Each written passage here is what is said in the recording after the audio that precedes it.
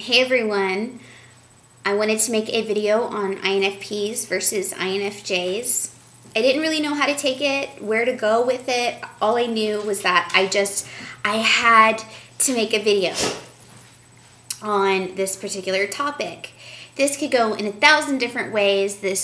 So many things could be listed about this, but I think what I want to do is just go ahead and take similarities between the two types and then the differences overall of how they are and how they react to certain things or on different topics. So today this topic is on stress, how INFJs and INFPs both stress in similar ways and the behaviors that they show are very similar, but also there's major differences in the actual dealing with and what more specific things that they do, why they're different. And so INFPs and INFJs, if you're a beginner, you obviously know that they're not exactly the same because of the J and the P.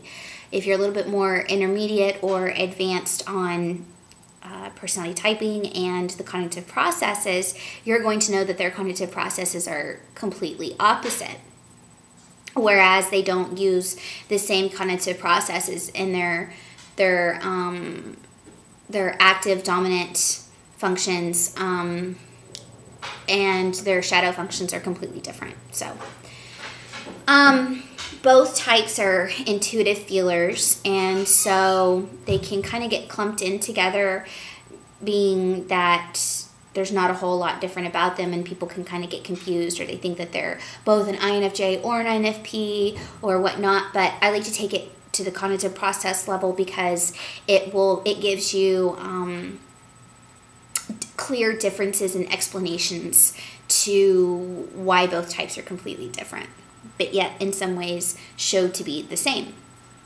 So you have to keep in mind that since INFPs have perceiving in the fourth letter, and then INFJs have judging in the fourth letter, INFPs, they lead with introverted feeling. Therefore, they are feeling with perception types. So are ISFPs. INFJs, they lead with introverted intuition, and so therefore they are intuitive with judgment types. Okay, so, or intuition with judgment.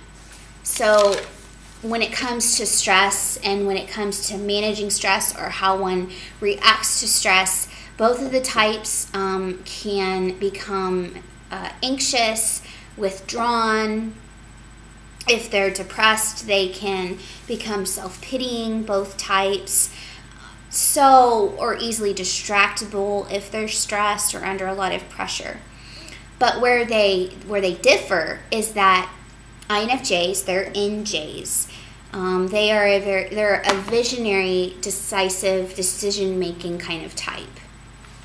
And so when it comes to these visions, they have this drive about them to complete that vision, to get to the end result. They have that drive, that passion for the follow-through. Whereas INFPs are a little bit more adaptable to changes that may come up and interfere with the end result of the vision. There's a lot of stereotypes about J's and P's, and so I kind of want to take it to a different level and just say that both types cannot complete something, both types can complete something. You know, it doesn't really have anything to do with the stereotypes as it does with these behaviors that NJs, since they are determined to have that drive, they can also be less tolerant than NPs. NPs are much more tolerant of people. They're soft-hearted. They take certain things. They know that things are going to come up and it's okay, and they maneuver around. They're adaptable. They have just that deeply rooted adaptability about them. That's very admirable. And it's admirable for the NJs to have this passion and this drive to finish this goal or this bigger picture vision that they have. So if both types are stuck in this loop or this they're stuck inside their head or in this certain psychological space, headspace, both types, the NJs, they become very hard-hearted. They complain. They're fussy. NPs are impulsive. They don't take as much time to think about certain things. They get hasty, and so it has a lot to do with how we react to our tertiary and our inferior cognitive processes. When a stressful situation happens, every single type reacts to stress a little bit differently, but it is because of their tertiary and their inferior functions. Your tertiary function you gain relief through, and your inferior has a lot to do with creating, but also when you're stressed, you can get thrown into your inferior and shadow functions, and you experience it very negatively, and then those behaviors through those cognitive processes start coming out of you. It's not that you're not an inconsistent person. You are consistent. It's just that we have those cognitive processes that come out, and they behave too. So with an INFP, they have extroverted thinking for their inferior. Extroverted thinking is amazing at analyzing a situation or a problem and seeing all the pros and cons to it. And it can be done in a very rapid manner. ENTJs, they lead with extroverted thinking, and so you can see why they would be the chiefs. Their label, when they're in situations, they navigate through very quickly because of all of the logical sequence and knowing how to. Oh, okay, I'm getting off.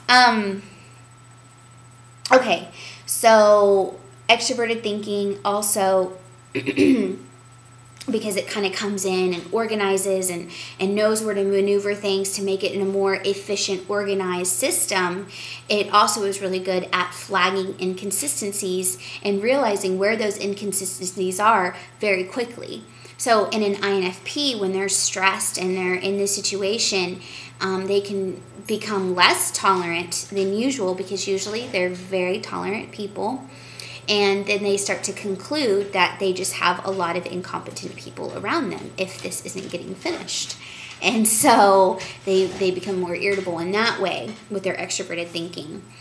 With INFPs, there's this constant pull to see the inside of them and how they're feeling, but also to stay attuned to the outside world. So they have that pull with the extroverted intuition. And then you couple that with their extroverted thinking, and you put those together. They have shorter burnouts than INFJs or NJs, but they're quick to pick up back again because of the